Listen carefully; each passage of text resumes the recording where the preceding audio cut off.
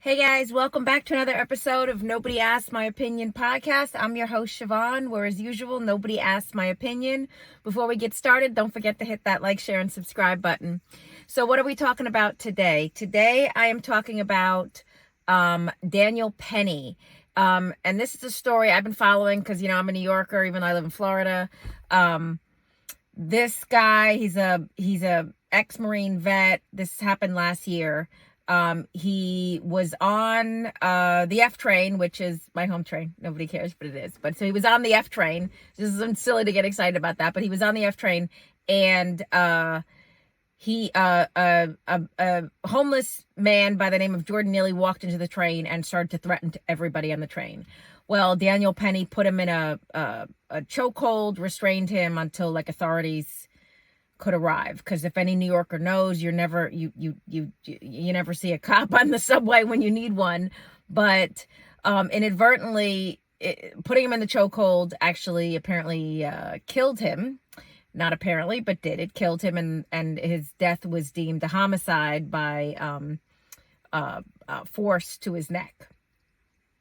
Well, the worst DA in the world, which is Alvin Bragg, which I need to do an episode on him, decided to file charges against Mr. Penny for essentially manslaughter, murder, saying, again, his intent was to harm him.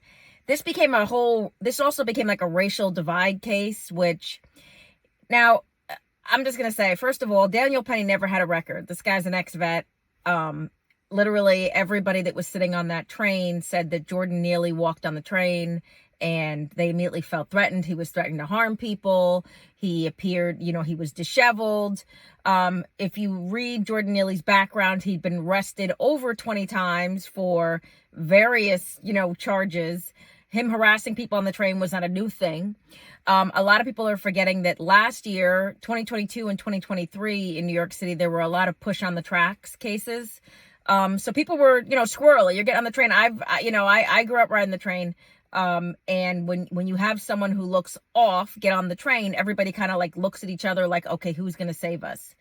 Now, so Daniel Penny was just acquitted, and some people have mixed emotions. I am so glad this guy got off. He completely deserved to get off. He was getting comparisons to Bernie Goetz, which is BS. He is not Bernie Goetz. This is Bernie Goetz was looking to start some stuff.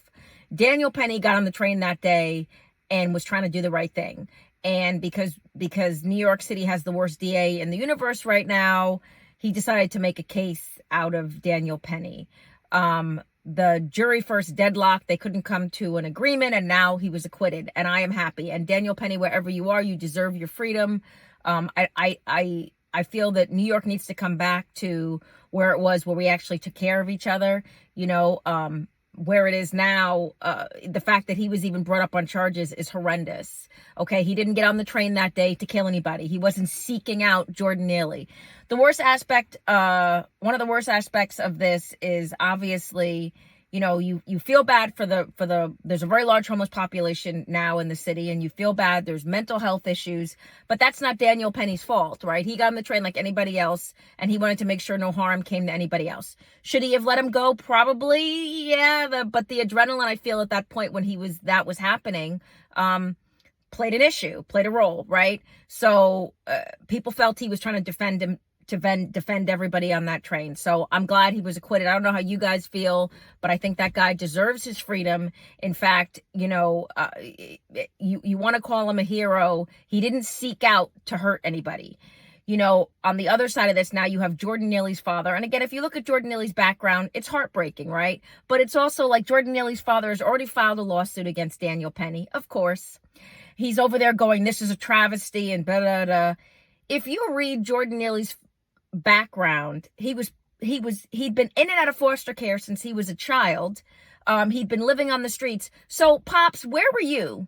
Where were you while he was harassing everybody, while he'd been arrested over 20 times? Was it a tragedy then? It's a tragedy now when you think you can scope some money from this case. And I hope a judge actually looks at this clearly, because Jordan Neely, I hope you rest in peace, but your father is just trash out the bag. there were so many opportunities to try and put him in a different situation so that this scenario doesn't happen. But of course, that's the world we're living in now, where you're just going to blame everybody else for your problems. You know, I'm a parent. If I'd been on the other side of that, if that had been my child as an adult doing what Jordan nearly did, you got to take some responsibility for that. But his dad now is, you know, this is a tragedy. Again, where were you? Why was he in foster care for the majority of his life? Why was he homeless? If it was such a tragedy, where were you helping your son? But again, let me know what you guys think. I think Daniel Penny deserves his freedom. I think let him get on with his life. This guy was not seeking out to harm anybody. This was not a racial issue. This was everybody. It's just one of those murder on the, unfortunately, like, you know, murder on the train situation. He got on the train that day. He did not get on the train to cause harm. I truly believe. I think he got on the train to go where he was going. And this situation unfortunately happened. But again, you know, nobody asked my opinion. I just choose to give it. But let me know what you guys think. Get down in the comments. Don't forget to hit that like, share, and subscribe button. As always, I'm your host. Nobody asked my opinion, but you know I'm damn sure going to give it anyway. Until next time, guys, have a good one. Bye-bye.